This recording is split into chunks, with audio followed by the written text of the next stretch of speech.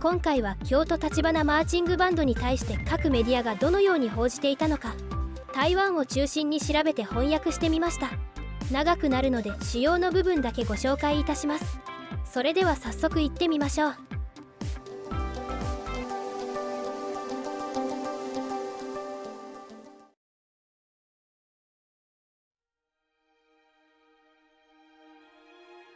10月5日に台湾に来た京都橘高校の一行は、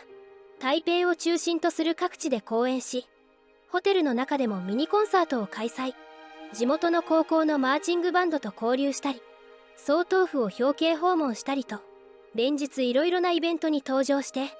台湾の国を挙げての大歓迎を受けました。一高校の部活なのですが、まるで国賓並みの大歓迎ぶりだったのです。台湾メディアは連日特集を組むほどで、ついには記念切手まで発行されました。高校生一行が台湾に滞在した6日間、それこそどこへ行って何を食べたという一挙手一投足がニュースになり、日本に帰った後は令状が届いたと言って、またニュースになりました。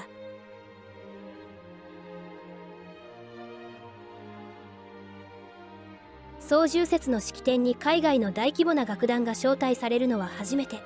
台湾メディアによると、衣装の色からオレンジの悪魔と呼ばれ、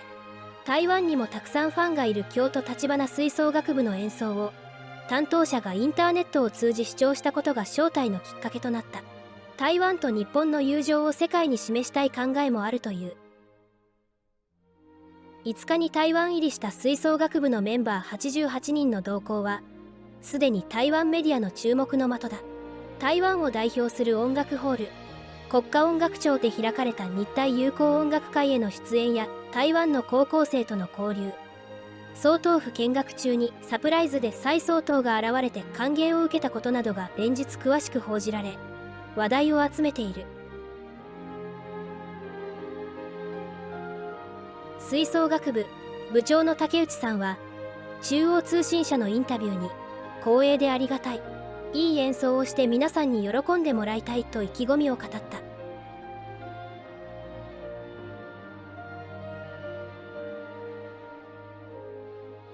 京都橘高校の皆さんが総統府の見学にいらっしゃいました。私がサプライズゲストとして登場したところ、皆さんがびっくりしたようです。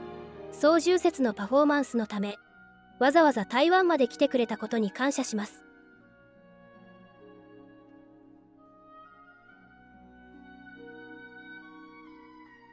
総統府前の広場で荘厳な雰囲気のもと行われるセレモニーは、通常、総統が演説で中国に対してどのようなメッセージを発するかばかりが注目されるのだが、今年はいささか様子が違った。台湾社会の関心が注がれたのは、日本からやってきたオレンジの悪魔と呼ばれる京都橘高校吹奏楽部の高校生たちだった。彼らの演技が始まると会場は静まり返った。およそ15分間にわたって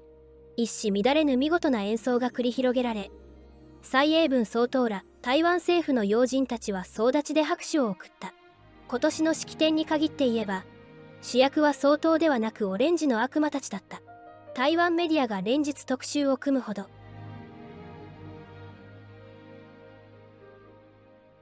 京都橘高校は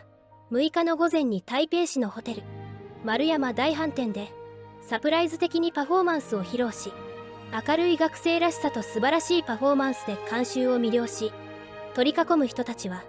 元気いっぱいだねと声をかけ、熱心に写真を撮っていました。丸山大飯店が用意した台湾で最初の食事の中に、台湾の唐揚げの料理が出てきた途端、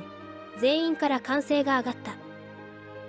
これまで台湾に来たことがある生徒はわずか1名、海外旅行の経験がない生徒も多く、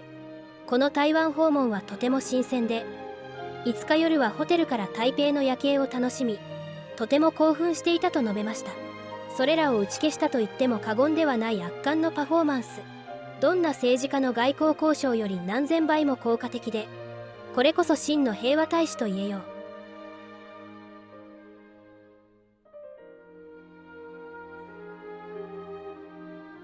台湾のマーチングバンドは軍人のように銃をトスしたり、衛兵のようなポーズをとったり、さらには身長170センチ以上の大柄な子を揃えていたり、ビシッとした感じの演出をしていました。それに対し京都橘は元気いっぱいで笑顔があふれ、のびのびと楽しそうに演技していたので、台湾では我々もこうあらねばならないという声が上がってる。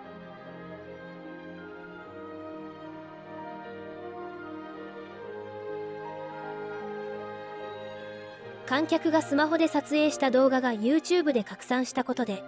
総再生回数は1億を超え、オレンジの悪魔のファンは世界中に広がりました。海外ファンのほとんどが動画を見て熱烈な橘ファンになった人たち。アメリカを中心にヨーロッパの人もいますが、中米の人に熱烈なファンが多いのは、ラテンのノリがオレンジの悪魔たちと相通じるところがあるのでしょうか。